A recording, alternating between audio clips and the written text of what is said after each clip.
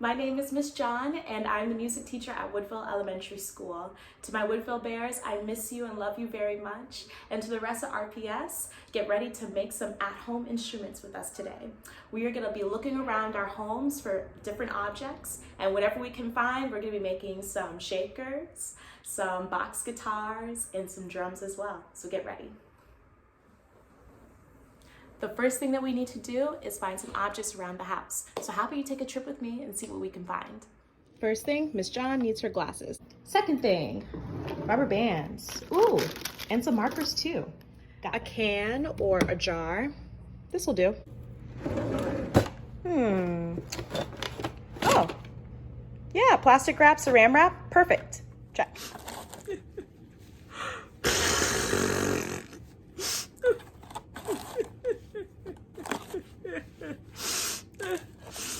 Empty tissue box, check. Rice, check. Any container with a lid will do, so this will work just fine. Some scissors, check. A balloon, check. And last but not least, some tape. Thank you, honey. Yeah. Now that we have assembled all of our stuff, let's go ahead and start making some instruments. For our drum, we're gonna use plastic wrap, 2 different types of jars, masking tape, a rubber band, a balloon, and some scissors. All right, so there are 2 different ways that we can make our drums using 2 different glass jars, or if you have some cans from some old vegetables they ate up, or a drink like ginger ale, you can use those cans as well. Those work just as fine. But the main thing is that you need a container that has hollow space on the inside and a big opening on the top. So I'm gonna take the lid off right now so you can see how wide my jar lid is. And we're gonna start off with the balloon first, because that's the loudest, and we'll get this out the way, all right? So plug up your ears, because we are gonna pop this baby. Gonna make a small insertion right here to let the air go out. Oh, not as loud as I thought it was gonna be. Whoop. There we go. And say hello to our friend Dexter, and goodbye, sweet boy. All right. So now that we have our balloon popped, we want to be able to stretch it over top the jar, okay? Okay, so we're gonna stretch it over the jar and make it as tight as possible, all right? You don't wanna see any wrinkles in the center, because that means it's gonna be a little too loose for it to have a nice sound. So once we stretch it over, we're gonna try and keep our best. You might need an adult to help with them because they have bigger hands. We're gonna try our best to make sure that there's no wrinkles, and bring it up a little bit closer. And then we're gonna take a rubber band and secure our tightly fastened rubber band around the edge. So here we go. Want to make sure it stays nice and tight. I'm going to do 3 times the charm for our rubber band. And done. All right, now we have our first jar, drum. And if you want, you can use something like a pen or a pencil. Nice. All right. Now let's see how we can make our second drum with another jar. Again, you can use a can, or even like a box container that has a lid and an opening. You can use that as well. And today I'm just going to use this little jar. And because this one's a little bit smaller, we're going to be interested to see how this sounds different than our other drum, okay? We're going to take some plastic wrap. You don't need a whole bunch on the first go. Again, just like with the balloon, you want to make sure that it is nice and tight at the top of the jar, okay? I'm gonna bring it over and stretch it super tight. No wrinkles. You can pull on one end, keep pulling, pull another end, get rid of those wrinkles so you can see nice and clear through, okay? And we're gonna repeat this process over and over until we get a couple layers.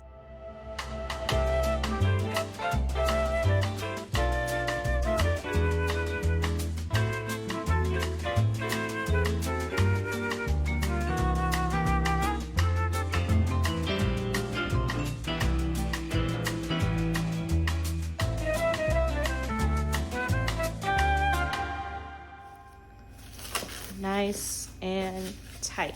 And to secure this one, we are gonna use some masking tape right around the edge. And securing it.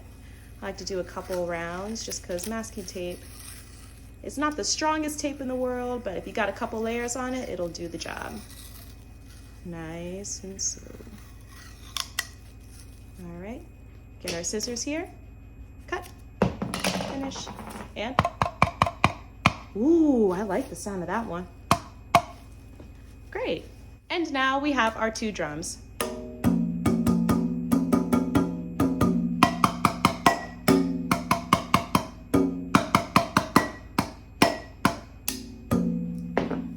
Okay, now we're moving on to our shakers. So for this one, what we need is, again, a container that has a lid to it. I have two different types so you can see what you can make it with. You need a dry good like rice or dry beans in the house, some tape, markers, rubber bands, some paper, and possibly some coloring sheets if you have any too, okay?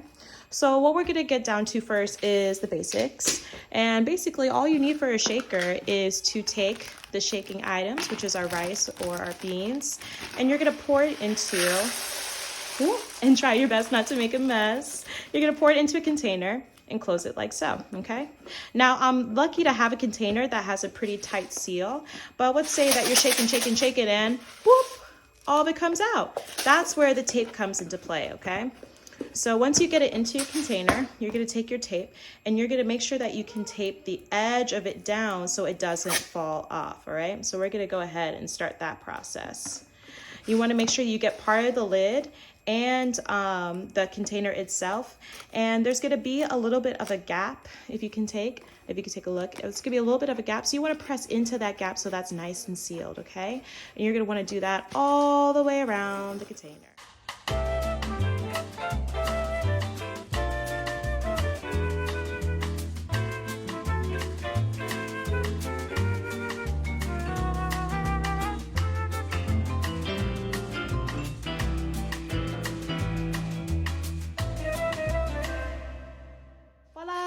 All right, now we love our raisins, but we want to make it a little bit special and personalized. So that's where our markers and our sheet of paper comes in. You can use any paper that you like and create whatever design.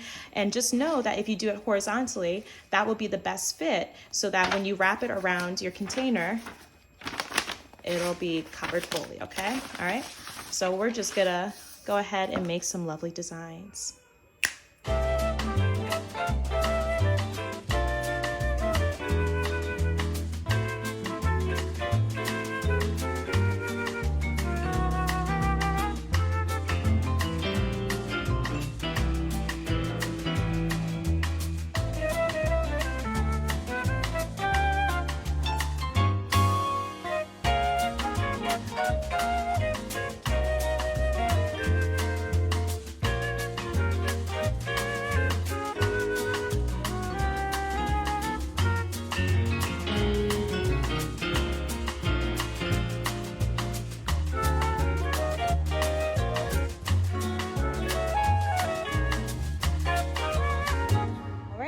And now we have our beautiful shaker. For our last instrument, we're gonna be making a box guitar. And so we have a masking tape, we have an empty tissue box, 2 pencils, scissors, and some rubber bands. So let's go ahead and make some magic. Before we get into the actual making of the guitar box, I wanna just talk about the mechanics of making a guitar. It's simply based off of having a hollow container. So this is just gonna be my demo. Having a hollow container that's nice and wide, and you're stretching the rubber bands over it. Now, depending on the tension or how loose or how tight the rubber bands are, that changes the sound of each string, okay? So we're gonna put on a couple rubber bands for our demo of the guitar. And some of them are really tight, like this one's gonna be pretty tight, and some of them are pretty loose.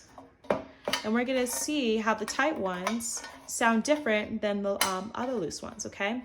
So this is the sound of a tight rubber band string. Okay, and here's the sound of a loose one. You can almost hear it. It's so low. It's so low. It's not even registering as a sound right now. But if you listen very carefully. So if you wanted to have a higher pitch, if your rubber band is big enough, you can actually twist it and wrap it over again, and it makes it nice and tight. The tighter it is, the more tension it has. And the more tension it has, the higher the pitch is. So now listen that we've double wrapped these. Now listen to how the sounds change. See? And the loose one in the middle, still nice and low, okay? So this is just a demonstration of how the tightness of our rubber bands can change the sound of each string. Now we're gonna move on to the making of our box guitar. Really, you can do this with any type of box. You can do it with a cereal box and cut out a hole. I just like using tissue boxes because they already have the hole right there and it's easy to start making, okay? So we're gonna do the same thing where we're placing our rubber bands around the mouth of our guitar, our sound hole. And we have 3 different rubber bands going on right now. This one's pretty tight. And we're just gonna test out and see how we like the sound thus far. So we have the sound, but you hear that slapping from the rubber band hitting the edge of the tissue box. We don't like that sound as much. So what we're gonna do is create bridges. And a regular guitar, they have bridges that lifts up the strings from the rest of the guitar's body. So we're gonna do the same thing here. We're gonna take our pencil and you're gonna put it underneath the rubber bands and you're gonna gently slide it forward to the base right here, okay? You're gonna do the same thing on the other side. You're gonna slide it underneath and you're gonna slide it upwards towards the top. So there's no more of that slapping sound. Now let's take a listen. Ooh, much better. And to secure our pencils, we're gonna take our masking tape and we're gonna make sure that they don't slide around as we continue playing. So we're gonna make sure that we put it right over the pencil, nice and secure.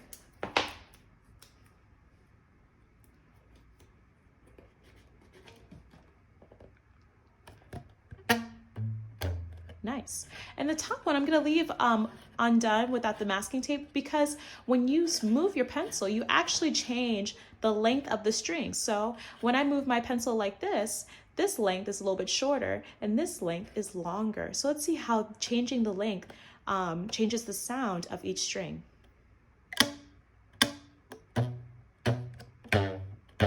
And you can change it until you like something that sounds nice.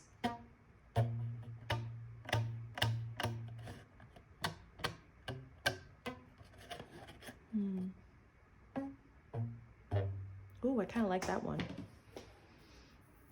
So now that you find something that sounds lovely to you, you just go ahead and tape that pencil in place.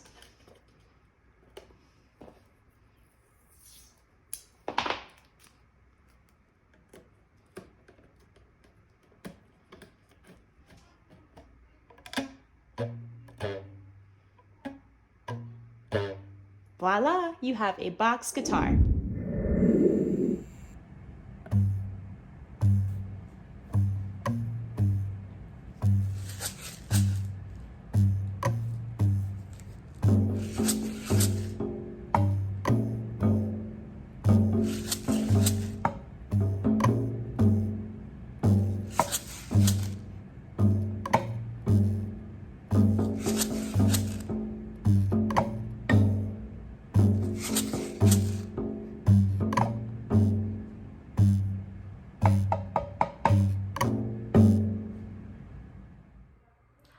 Enjoyed making musical instruments with me today.